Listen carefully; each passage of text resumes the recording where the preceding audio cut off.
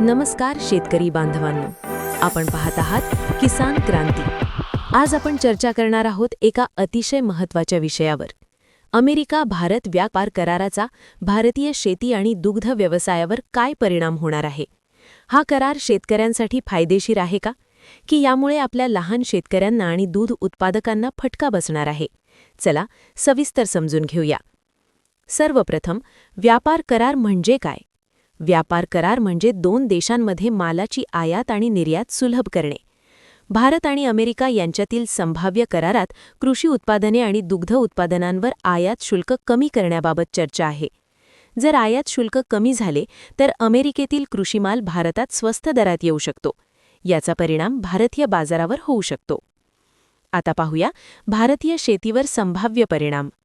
अमेरिकेत मोठ्या प्रमाणात यांत्रिकीकरण केले जाते, तिथल्या शेतकऱ्यांना मोठ्या प्रमाणात अनुदान मिळते, म्हणून तिथे उत्पादन खर्च कमी असतो। जर गहू, मका, सोयाबीन किंवा इतर कृषीमाल स्वस्त दरात भारतात आला तर स्थानिक बाजारातील दर घसरण्याची शक्यता आहे। भारतामध्ये बहुतेक शेतकरी लघु आणि सीमांत आहेत। मोठ्या आंतरराष्ट्रीय स्पर्धेत टिकून राहणे त्यांच्यासाठी आव्हानात्मक ठरू शकते।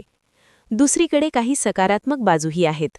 भारतीय फळे, मसाले आणि सेंद्रिय उत्पादने अमेरिकेत निर्यात करण्याची संधी वाढू शकते। उच्च दर्जाचे आणि प्रमाणित उत्पादन केल्यास जागतिक बाजार खुले होऊ शकतात। आता दुग्ध व्यवसायाबद्दल बोलूया। भारत हा जगातील सर्वात मोठा दूध उत्पादक देश आहे। ग्रामीण भागातील लाखो कुटुंबांचे उत्पन्न दूध व्यवसायावर अवलंबून आहे।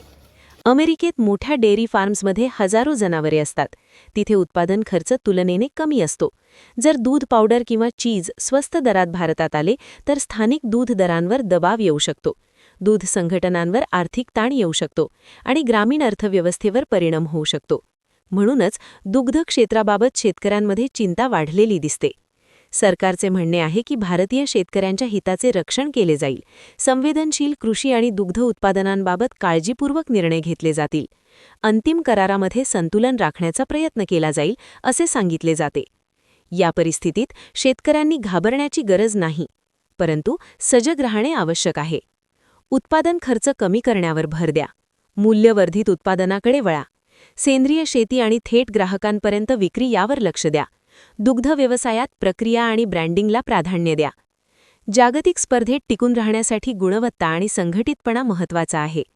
अमेरिका भारत व्यापार करार हा संधीही आहे आणि आव्हानही आहे।